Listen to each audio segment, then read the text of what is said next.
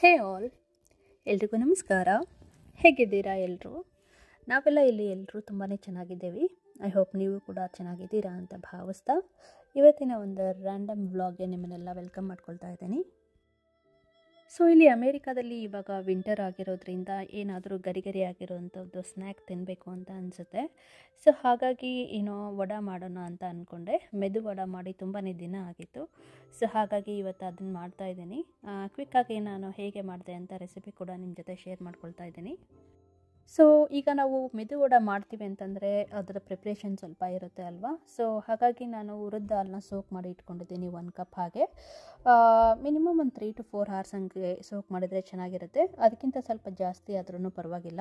So ಉದ್ದಿನಬೇಳೆ ಎಲ್ಲ ಚೆನ್ನಾಗಿ ನೆಂದ ಮೇಲೆ ಅದನ್ನ ನಾನು ಮಿಕ್ಸಿ ಗ್ರೈಂಡರ್ಗೆ ಹಾಕ್ಕೊಂಡಿದ್ದೀನಿ. ಸ್ವಲ್ಪ ತುರಿಯಾಗಿ ಪೇಸ್ಟ್ ಮಾಡ್ಕೊಂಡಿದ್ದೀನಿ. ತುಂಬಾ ಸ್ಮೂತಾಗಿ ಏನು ಮಾಡಿಲ್ಲ ನಾನು. ನೀರನ್ನು ನಾವು ಎಷ್ಟು ಬೇಕೋ ಅಷ್ಟು ಸ್ವಲ್ಪನೇ ಆ್ಯಡ್ ಮಾಡಿಕೊಂಡು ಪೇಸ್ಟ್ನ ಮಾಡ್ಕೋಬೇಕು. ಇದು ಆದಮೇಲೆ ಇದಕ್ಕೆ ಸ್ವಲ್ಪ ಚಿಕ್ಕದಾಗಿ ಕಟ್ ಮಾಡ್ಕೊಂಡಿರೋಂಥ ಆನಿಯನ್ನು, ಸ್ವಲ್ಪ ಹಸಿಮೆಣಸಿನ್ಕಾಯಿ ಮತ್ತು ಜೀರಿಗೆ, ಹಾಗೆಯೇ ಸ್ವಲ್ಪ ಹಿಂಗು ಮಿಕ್ಸ್ ಮಾಡ್ಕೊಂಡಿದ್ದೀನಿ. ಕರಿಬೇವು ಅಥವಾ ಕೊತ್ತಂಬರಿ ಇದ್ದರೂ ಕೂಡ ಅದನ್ನು ಕೂಡ ಮಿಕ್ಸ್ ಮಾಡ್ಕೋಬೋದು. ಬಟ್ ನನ್ನ ಹತ್ರ ಇರಲಿಲ್ಲ, ಅದನ್ನು ನಾನು ಸ್ಕಿಪ್ ಮಾಡಿದ್ದೀನಿ. ಸೊ ಇದು ಎಲ್ಲ ಪದಾರ್ಥಗಳನ್ನು ನಾವು ಏನು ಪೇಸ್ಟ್ ಮಾಡ್ಕೊಂಡಿರ್ತೀವಲ್ವ ಅದರೊಳಗೆ ಚೆನ್ನಾಗಿ ಮಿಕ್ಸ್ ಮಾಡಿಕೊಂಡು ಒಂದು 10ರಿಂದ 15 ನಿಮಿಷ ರೆಸ್ಟ್ ಆಗೋಕ್ಕೆ ಬಿಡಬೇಕು. ಅದಾದಮೇಲೆ ಚೆನ್ನಾಗಿ ಎಣ್ಣೆ ಕಾಯಿಸ್ಕೊಂಡು ನಾವು ವಡೆನ ಮಾಡೋದಕ್ಕೆ ಶುರು ಮಾಡ್ಬೋದು. ಸೊ ಹಾಗೆಯೇ ಒಂದು 2 ಪ್ರಾಡಕ್ಟ್ಸ್ನ ನಾನು ಆರ್ಡ್ರ್ ಮಾಡ್ಕೊಂಡಿದ್ದೆ. ಒಂದು ದೋಸಾ ಪ್ಯಾನ್ ಮತ್ತು ಇನ್ನೊಂದು ಮ್ಯಾಜಿಕ್ ಬುಲೆಟ್ ಬ್ಲೆಂಡರ್ನ ಆರ್ಡ್ರ್ ಮಾಡ್ಕೊಂಡಿದ್ದೆ. ಅದು ನನಗೆ ಆ್ಯಕ್ಚುಲಿ ಜ್ಯೂಸ್ ಮಾಡೋದಕ್ಕೆ ಬೇಕಾಗಿದ್ದು ತುಂಬ ದಿನದ ಅಂತ ಅಂದ್ಕೊಳ್ತಾ ಇದ್ದೆ. ಸೊ ಅದನ್ನು ಕೂಡ ನಾನು ಆರ್ಡ್ರ್ ಮಾಡಿಕೊಂಡೆ, ಅದು ಕೂಡ ಬಂದಿದೆ. ಸೊ ಇಂಡಿಯಾದಲ್ಲಾಗಿದ್ದರೆ ನಾವು ಶಾಪ್ಗಳಿಗೆಲ್ಲ ಹೋಗಿ ತೊಗೊಂಡು ಬರ್ತೀವಿ. ಬಟ್ ನಮಗಿಲ್ಲಿ ಅಮೇರಿಕಾದಲ್ಲಾದರೆ ಆನ್ಲೈನ್ ಆಪ್ಷನ್ಸ್ ಜಾಸ್ತಿ. ಸ್ವಲ್ಪ ಇಂಡಿಯನ್ ಗ್ರೋಸರಿ ಸ್ಟೋರ್ಸಲ್ಲೆಲ್ಲ ಸಿಗುತ್ತೆ, ಬಟ್ ಅಷ್ಟೊಂದು ಬ್ರ್ಯಾಂಡ್ ಯಾವುದು ಜಾಸ್ತಿ ಇರೋದಿಲ್ಲ ಆಪ್ಷನ್ಸ್. ಸೊ ಹಾಗಾಗಿ ಆನ್ಲೈನಲ್ಲೇ ತರಿಸಿದ್ದೀನಿ. ನನಗೇನಾದರೂ ಸರಿ ಅನಿಸಿಲ್ಲ ಅಂದರೆ ರಿಟರ್ನ್ ಮಾಡ್ತೀನಿ.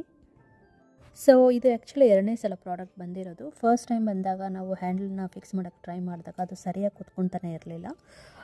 ಒಂದು ಗುಡ್ ಥಿಂಗ್ ಏನಂತಂದರೆ ಇದ್ರ ಜೊತೆನೇ ಅವರು ಸ್ಕ್ರೂ ಡ್ರೈವರ್ ಕೂಡ ಕಳಿಸಿದ್ರು. ಬಟ್ ಹಾಗಾಗಿ ನಾನು ಅದನ್ನು ರಿಟರ್ನ್ ಮಾಡಿಬಿಟ್ಟು ಮತ್ತು ರಿಪ್ಲೇಸ್ಮೆಂಟಿಗೆ ಆರ್ಡ್ರ್ ಕೊಟ್ಟಿದ್ದೆ. ಹಾಗಾಗಿ ಇದು ಸೆಕೆಂಡ್ ಟೈಮ್ ಬಂದಿದೆ. ಇದನ್ನು ನಾನು ಫಿಕ್ಸ್ ಮಾಡ್ತಾ ಇರೋದು ನೀವು ನೋಡ್ತಾ ಇರ್ಬೋದು. ಇದು ಪರ್ಫೆಕ್ಟಾಗಿ ಫಿಕ್ಸ್ ಆಗಿದೆ. ಸೊ ಹಾಗಾಗಿ ನಾನು ಇದನ್ನು ಯೂಸ್ ಮಾಡ್ತಾ ಇದ್ದೀನಿ ಇವಾಗ. ಸೊ ಈ ಒಂದು ಪ್ರಾಡಕ್ಟು 10 ಇಂಚಸ್ ಇದೆ. ಹಾಗೆಯೇ ಇದು ಸ್ಟೇನ್ಲೆಸ್ ಸ್ಟೀಲ್ ಮತ್ತು ಅಲ್ಯೂಮಿನಿಯಮಿಂದ ಮಾಡಿದ್ದಾರೆ. ಈಗ ಯೂಸ್ ಮಾಡ್ತಾ ಇದ್ದೀನಿ ನಾನು.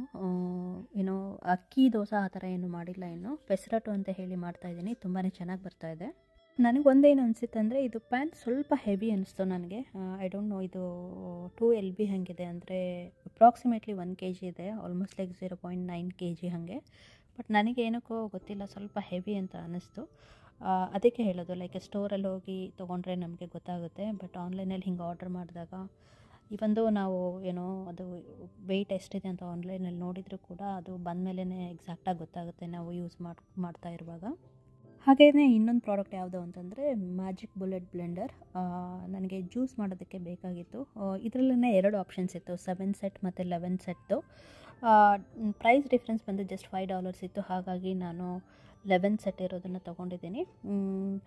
ಇದು ತುಂಬಾ ಚೆನ್ನಾಗಿ ವರ್ಕ್ ಆಗ್ತಿದೆ. ಬಿಕಾಸ್ ನಾನು ಯೂಶ್ವಲಾಗಿ ಕ್ಯಾರೆಟ್ ಜ್ಯೂಸ್, ಗೂಸ್ಬೆರಿ ಜ್ಯೂಸ್ ಮತ್ತು ಬೀಟ್ರೂಟ್ ಜ್ಯೂಸ್ ಎಲ್ಲ ಮಾಡಬೇಕು ಅಂದರೆ ನಾರ್ಮಲ್ ಮಿಕ್ಸಿ ಗ್ರೈಂಡರಲ್ಲಿ ಅಷ್ಟೊಂದು ಚೆನ್ನಾಗಿ ಬರ್ತಾ ಇರಲಿಲ್ಲ. ಇದರಲ್ಲಿ ತುಂಬ ಚೆನ್ನಾಗಿ ಸ್ಮೂತಾಗಿ ಬರ್ತಾ ಇದೆ. ಒಂದು ಒಳ್ಳೆ ಪ್ರಾಡಕ್ಟ್ ಅಂತಲೇ ಹೇಳ್ಬೋದು.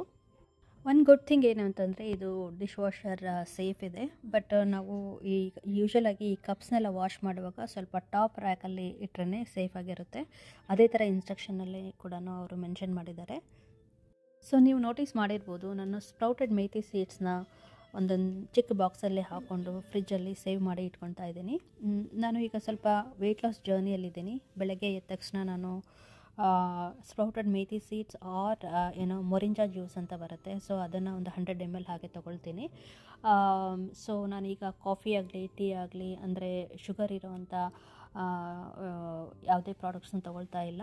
ಈಗ ಯೂಶ್ವಲಾಗಿ ನಾವು ಟೀನ ಮಿಲ್ಕ್ ಜೊತೆ ಮಾಡ್ತೀವಲ್ಲ, ಆ ಥರ ಯಾವುದೂ ತೊಗೊಳ್ತಾ ಇಲ್ಲ. ಗ್ರೀನ್ ಟೀ ಅಷ್ಟೇ ತೊಗೊಳ್ತಾ ಇರ್ತೀನಿ. ನನಗೆ ಪರ್ಸ್ನಲಾಗಿ ಇಡ್ಲಿ ಮತ್ತು ದೋಸೆ ಅಂದರೆ ತುಂಬಾ ಇಷ್ಟ. ಬಟ್ ಅದನ್ನ ಯೂಶ್ವಲಾಗಿ ನಾವು ವೈಟ್ ರೈಸಿಂದನೇ ಮಾಡ್ತಾ ಇರ್ತೀವಿ. ಬಟ್ ನಾನೀಗ ಸ್ವಲ್ಪ ಬ್ರೌನ್ ರೈಸ್ ಮತ್ತು ಮಿಲ್ಲೆಟ್ಸ್ ತಿನ್ನೋದ್ರಿಂದ ಸ್ವಲ್ಪ ಅದನ್ನು ಕಡಿಮೆ ಮಾಡಿದ್ದೀನಿ. ಬಟ್ ಮನೆಯಲ್ಲಿ ನನ್ನ ಹಸ್ಬೆಂಡ್ ಮತ್ತು ಮಕ್ಕಳಿಗೆ ಬೇಕಂದರೆ ಮಾಡ್ತಾ ಇರ್ತೀನಿ. ಬಟ್ ನಾನು ವೈಟ್ ರೈಸ್ ಕನ್ಸಂಪ್ಷನ್ ಮಾಡ್ತಾ ಇಲ್ಲ ಇವಾಗ.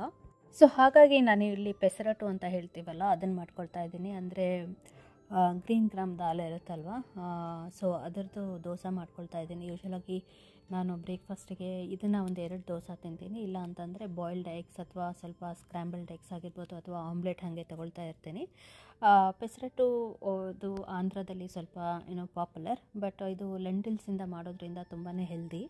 ಸೊ ವೀಕೆಂಡಲ್ಲಿ ಯೂಶ್ವಲಾಗಿ ನಾವು ಸ್ವಲ್ಪ ಮನೆ ಕೆಲಸ ಇರೋದನ್ನೆಲ್ಲ ನೈಟ್ ಮಾಡ್ಕೊಳ್ತೀವಿ. ಬಿಕಾಸ್ ಮಕ್ಕಳನ್ನೆಲ್ಲ ಸ್ವಲ್ಪ ಬೇಗ ಮಲಗಿಸ್ಬಿಟ್ಟು ಮನೆಯಲ್ಲೇ ಇರೋ ಕೆಲಸ ಎಲ್ಲ ನಾನು ಮತ್ತು ನನ್ನ ಹಸ್ಬೆಂಡು ಇಬ್ಬರು ಜೊತೆಗೆ ಸೇರಿ ಮಾಡ್ಕೊಳ್ಳೋದಕ್ಕೆ ಟ್ರೈ ಮಾಡ್ತೀವಿ. ಸೊ ಇಲ್ಲಿ ನೋಡ್ತಾ ಇರ್ಬೋದು ನೀವು, ನಾವು ಮ್ಯಾಟ್ನ ಕ್ಲೀನ್ ಮಾಡ್ಕೊಳ್ತಾ ಇದ್ದೀವಲ್ವ. ಸೊ ಇದು ತುಂಬಾ ಗಲೀಜಾಗಿತ್ತು. ಅಂದರೆ ತೊಗೊಂಡಾಗಿಂದ ನಾವು ಈ ಥರ ವ್ಯಾಕ್ಯೂಮ್ ಎಲ್ಲ ಮಾಡಿಬಿಟ್ಟು ನಾವು ವೆಟ್ ವ್ಯಾಕ್ಯೂಮ್ ಎಲ್ಲ ಮಾಡಿಬಿಟ್ಟು ಕ್ಲೀನ್ ಮಾಡ್ಕೊಂಡಿರಲಿಲ್ಲ. ಸೊ ಹಾಗೆಯೇ ನಾನು ಸ್ವಲ್ಪ ಗ್ಯಾಸ್ ಟಾಪ್ ಅಲ್ಲಿ ಎಲ್ಲದನ್ನು ಕ್ಲೀನ್ ಮಾಡ್ಕೊಳ್ತಾ ಇದ್ದೆ. ಸೊ ಕಿಚನ್ದಂತೂ ತುಂಬಾ ಕೆಲಸ ಇರುತ್ತಲ್ವ, ಸ್ವಲ್ಪ ಹಸ್ಬೆಂಡ್ಗೆ ಏನಾದರೂ ಟೈಮ್ ಇದ್ದರೆ ಈ ಥರ ಎಲ್ಲ ಹೆಲ್ಪ್ ಮಾಡ್ತಾ ಇರ್ತಾರೆ. ಸೊ ನನಗೆ ಹಾಗೆಯೇ ಈ ವಾರ ಒಂದು ಫಾಲೋ ಅಪ್ ಅಪಾಯಿಂಟ್ಮೆಂಟ್ ಇತ್ತು. ಸೊ ಹಾಗಾಗಿ ನಾನು ನಂದು ಡಾಕ್ಟರ್ ಕ್ಲಿನಿಕ್ಕಿಗೆ ಹೋಗ್ತಾ ಇದ್ದೀನಿ. ನೋಡ್ಬೋದು ನೀವು ನನ್ನ ಹಿಂದಿನ ಬ್ಲಾಗಲ್ಲಿ ಸ್ನೋ ಆಗಿರೋದು. ಸೊ ಈ ಸಲ ಸ್ವಲ್ಪ almost like more than 6 inches ಮೇಲೆ ಆಗಿತ್ತು ಅನಿಸುತ್ತೆ. ಹಾಗಾಗಿ ಸ್ನೋ ಎಲ್ಲ ಕರಗಿರಲಿಲ್ಲ. ಒಂದು ವಾರ ಅಥವಾ ಒಂದು 8-9 ದಿನ ಆದರೂ ಕೂಡ ಹಾಗೇ ಇತ್ತು ಇಲ್ಲಿ. ಸೊ ಡ್ರೈವ್ ಮಾಡಿಕೊಂಡು ಸ್ವಲ್ಪ ಸ್ಲೋ ಆಗಿ ಹೋಗ್ತಾ ಇದ್ದೀನಿ. ಒಂದು 10 ನಿಮಿಷ ಹಾಗೆ ಲೇಟಾಗಿ ಹೋದೆ. ಸೊ ಸೇಫಾಗಿ ಹೋಗಬೇಕು ಅಂತ ಹೇಳಿಬಿಟ್ಟು, ಬಿಕಾಸ್ ರೋಡ್ಸ್ ಎಲ್ಲ ಸ್ವಲ್ಪ ಸ್ಲಿಪರಿ ಇರುತ್ತೆ ಹಾಗಾಗಿ. ಸೊ ಹಾಗೆಯೇ ಇಲ್ಲಿ ಹೇಗೆ ಅಂತಂದರೆ, ನಾವು ಲೇಟಾಗಿ ಹೋಗೋದಾದರೆ ಫೋನ್ ಮಾಡಿ ಆನ್ ದ ವೇ ಇದ್ದೀವಿ ಅಂತ ಹೇಳಿದರೆ ಓಕೆ ಅಂತ ಹೇಳ್ತಾರೆ. ಬಟ್ ಮೋರ್ ದೆನ್ 15 ಮಿನಿಟ್ಸ್ ಹಂಗೆ ಹೋದರೆ ಯೂಶ್ವಲಿ ಅದನ್ನ ಅವ್ರು ಅಪ್ರಿಷಿಯೇಟ್ ಮಾಡಲ್ಲ. ಸೊ ಬಟ್ ಲಕ್ಕಿಲಿ ನನಗೆ ಇವತ್ತು ಡಾಕ್ಟರ್ ನೋಡಿದರು. ಕ್ಲಿನಿಕ್ ಎಲ್ಲ ಹೇಗಿದೆ ಅಂತ ನೋಡೋಣ ಬನ್ನಿ.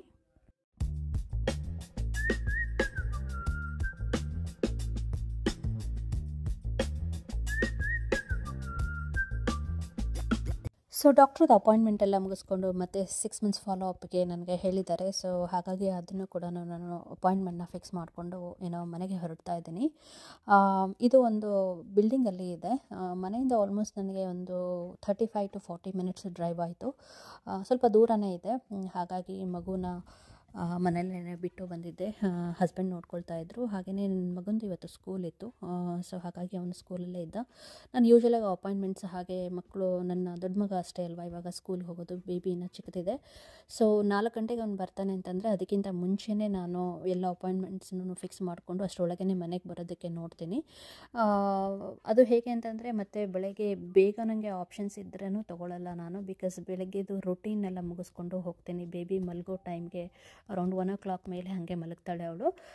ಐ ಹೋಪ್ ಈ ಬ್ಲಾಗ್ ನಿಮಗೆ ಇಷ್ಟ ಆಗಿದೆ ಅಂತ ಭಾವಿಸ್ತೀನಿ. See you next time. Bye.